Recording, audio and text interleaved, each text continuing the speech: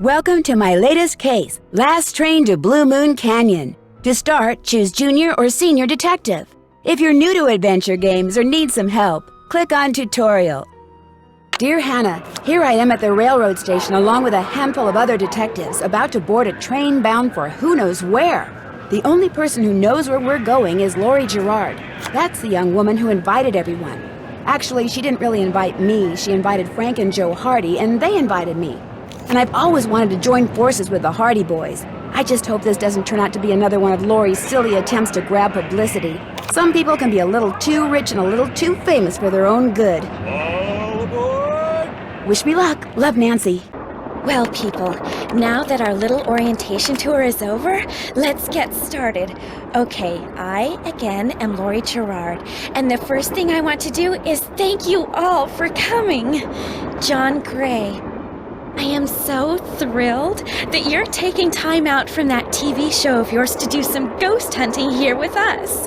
I mean, Ghost Chasers is like the best cable show ever. And Charlena Purcell, I cannot tell you how much I adore those romance novels you write. Your characters just seem so real. And all that stuff you know about the Old West, you are just awesome. And Tino Balducci, only the most famous police detective in the country. And then there's Frank and Joe Hardy. They're amateur detectives. My dad and their dad are old friends. And you must be the other amateur detective, their friend, Natalie? Nancy Drew? Whatever. All right, I'll bet you're wondering where we're going. Well, we're going to Copper Gorge, Colorado. Why? To solve the mystery of what happened to Jake Hurley, the man who originally owned this train. Because see, one day in 1903, this train was found in a place called Blue Moon Canyon, which was out in the middle of the Nevada desert. Only the engineer was on board, and he was dead. As for Jake Hurley, he had disappeared from the face of the earth. Oh, and two more things. Before he disappeared, Jake was rumored to have found the richest gold mine in the world. And the train he owned, this train, his wife Camille died on it while they were going to the gold fields. It was rumored to be haunted. She's gone. Oh my gosh. What in the world? What the? Hey, what's going on? People should never go tampering with things they don't understand. Oh, brother. It's okay. Everybody just stay calm. No need to panic. I'll get to the bottom of this. Well, Nancy, you're up on all that social etiquette stuff. What are you supposed to do when your hostess vanishes into thin air? If I don't seem concerned, it's because I'm not. Lori Gerard is a young woman whose only goal in life is to be famous. She craves attention and habitually uses her father's considerable wealth to get it. So you think her disappearing like that is just some kind of publicity stunt? I just think she couldn't resist showing off in front of all of us minor celebrities. What was your name again?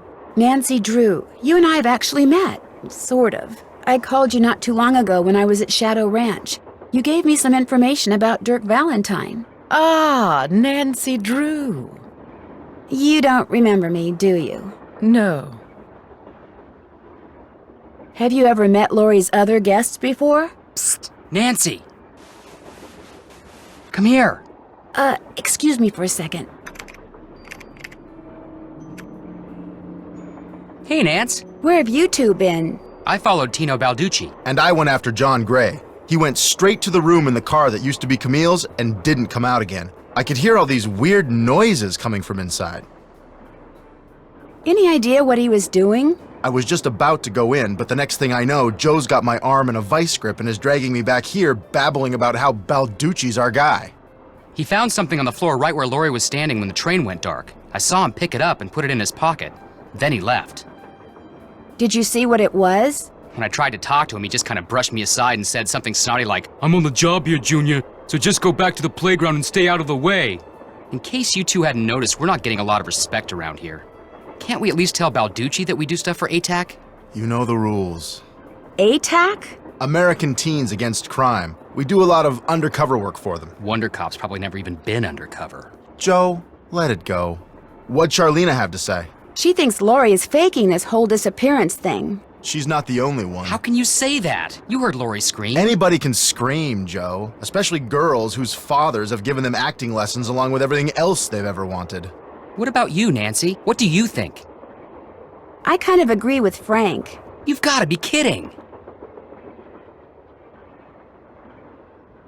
Do you think maybe one of Lori's other guests is in on her disappearance? It's certainly possible. From the way she talked, it didn't sound like she knew any of them. Maybe that's what she wanted us to think. Or maybe that's what one of them wanted her to think. Well, whether Lori disappeared by force or by choice, what we've got to do now is find her. Absolutely. Has anyone talked to the engineer? Not that I know of. Then I'm going to head up front and tell him what's happened. Maybe he knows something we don't. Good idea. In the meantime, we'll take another look around in here. Great. Catch you later. Engineer, what do you want? Hello, I'm one of the passengers, and I just thought you should know that Lori Gerard has disappeared. So? Did you know she was going to disappear? Hey, all I know is I take orders from Miss Gerard, okay? Right now my orders are to get this train to Copper Gorge non-stop. And until Miss Gerard tells me otherwise, that's what I'm gonna do. But Lori may not even be on the train anymore. Look, Miss Gerard may not be a rocket scientist or anything, but even she knows better than to jump off a moving train. But... Now, if you'll excuse me, I got me a train to run. A square and a duck. It looks like this thing opens up. But how? Looks like some sort of steam valve.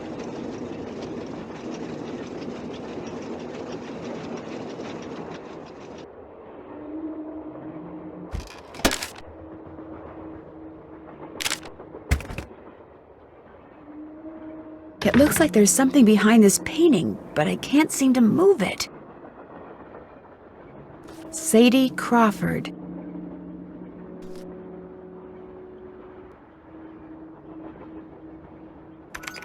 Yes?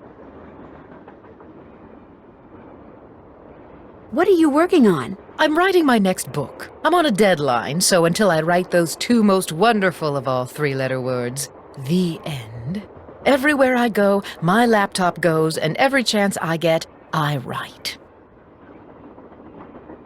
What else do you know about Jake Hurley? You know, the man who originally owned this train? Wealthy, imaginative, adventurous, stubborn, egocentric, and most importantly, he was smitten at the age of 35 by a young French woman named Camille Voulet, who died about a year after they were married.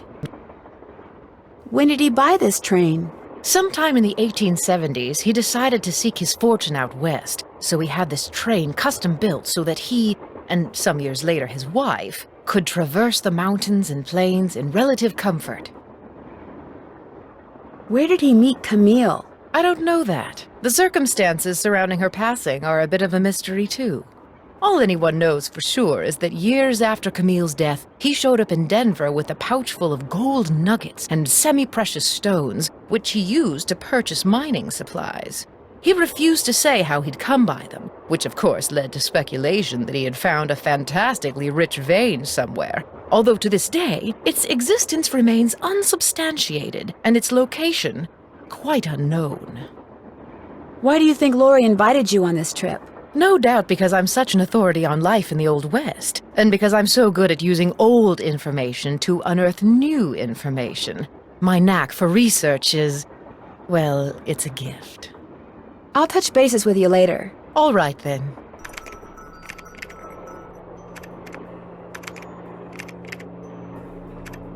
Is this Jake and his wife? Yes. From what I've read, Camille loved to sing and dance, even in death, apparently. Jake reportedly told people that after she died, he would sometimes see strange glowing lights outside the windows at night, bobbing gracefully alongside the train as if dancing with it. He said he found the sight very comforting. I suspect normal people would have found it terrifying.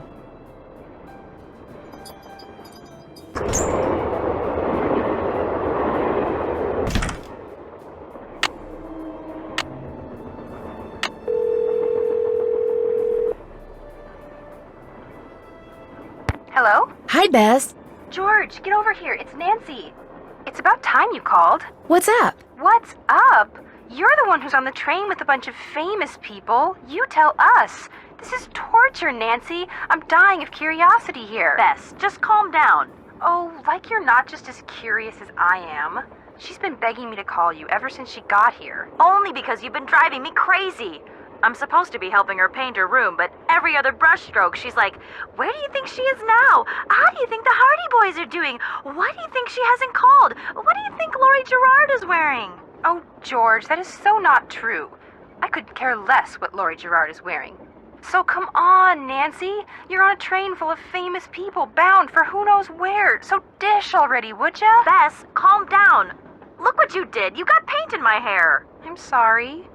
You know, actually, that looks kind of cool. Nice try, Bess. No, really. You're just saying that because you're afraid I'll bail and you'll wind up having to paint this dump all by yourself. George, I kid you not. You should seriously think about doing some major highlights in that color. What color is it? Adobe beige. Nice try, Bess. What's going on, Nan?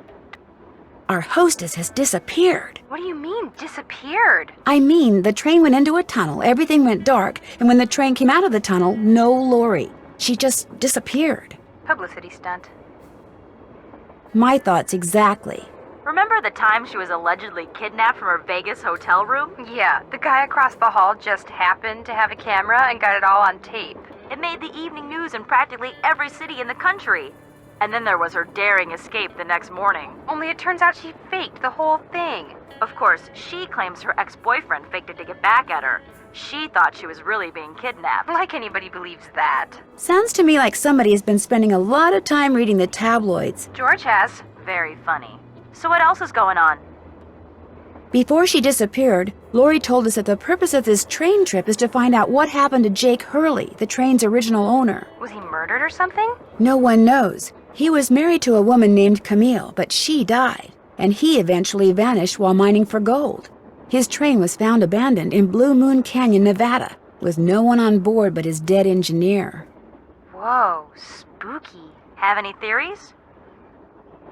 Not yet, but the train is also rumored to be haunted by his dead wife. So first Hurley's wife dies, then Hurley vanishes, then the engineer dies, then Laurie vanishes. A pattern, maybe? Bess, do us all a favor and leave the detective work to Nancy, okay? Has either of you been to Copper Gorge, Colorado? Never heard of the place. Why? Well, that's where the train I'm on is headed. Apparently Jake Hurley buried his wife Camille there after she died on the train. She died on the train?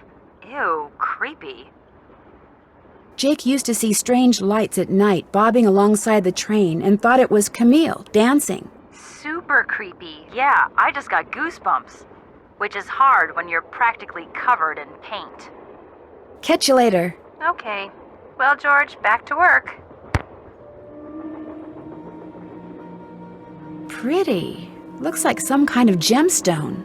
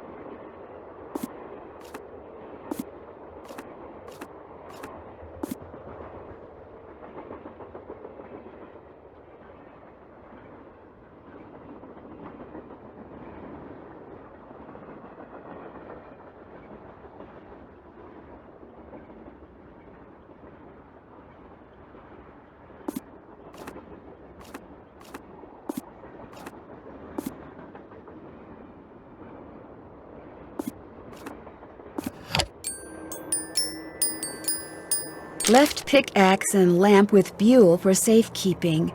To open what's closed, lead is the key. Or is it lead is the key? This must have been the sleeping car.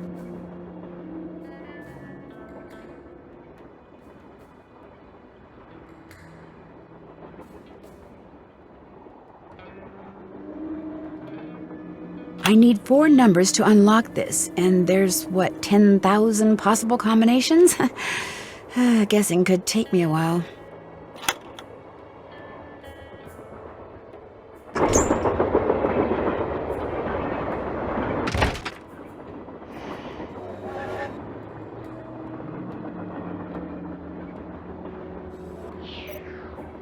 Hi, you're that Nancy person. How you doing? John Gray. It's a pleasure to meet you. I've seen your TV show. Then I don't have to explain what I'm doing. Yeah, you do. Right now I'm taking time-lapse electromagnetic readings and recording background noise. This was Camille's private car. If she had something to do with Lori's disappearance, analyzing these readings may give me a clue as to Lori's whereabouts. Are you saying that Camille's ghost kidnapped Lori? What to most people are ghosts are actually temporary distortions in local electromagnetic fields caused by the presence of residual psychic energy generated by the person or persons who frequented that particular locale. That's my working theory, at least. That's very interesting. It's all very scientific. But the fact is, Lori's missing, and I, for one, am doing everything in my power to find her. The vibes I'm getting make me think she could be in serious trouble. Charlena Purcell thinks Lori is just playing some kind of joke on us. Charlena Purcell writes romance novels. End of comment. What do you think of Tino Balducci? I kind of feel sorry for the guy.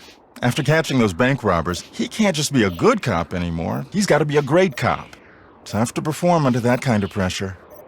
Is Lori a friend of yours? First time I met her was when I boarded this train with all the rest of you.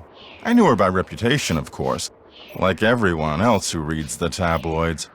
It doesn't appear that anyone aboard this train is her friend. Maybe she doesn't have any friends. Wouldn't be surprised. Maybe you can be too rich after all. Well, I'll catch you later. Come back anytime.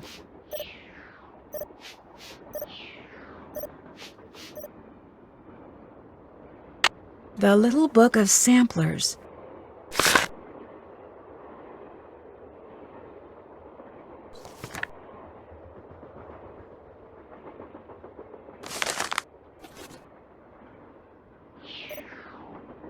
Sickly Sarah caught a germ so new, it made one of her pretty green eyes turn blue.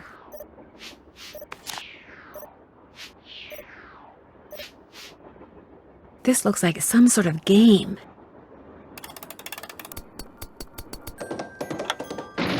Wipe out.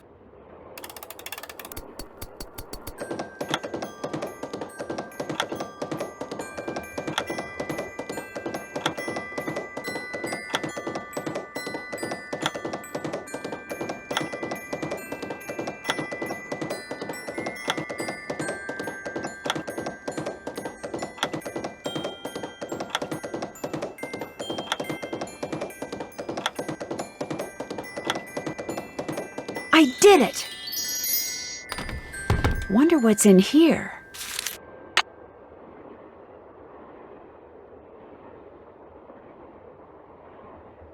Teddy Eberhardt.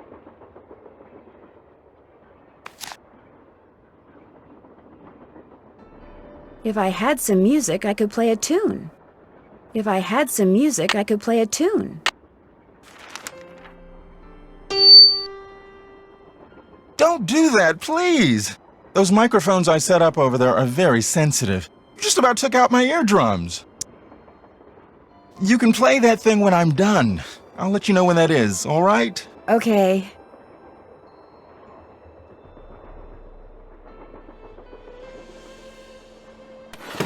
Looks like Camille was teaching herself how to play the piano. Thomasina O'Neill.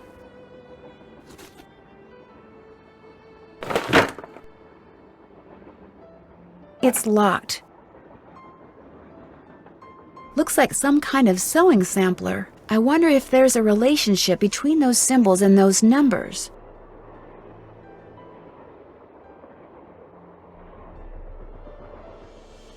I wonder what's under here, and what the deal is with those weird-looking bolts.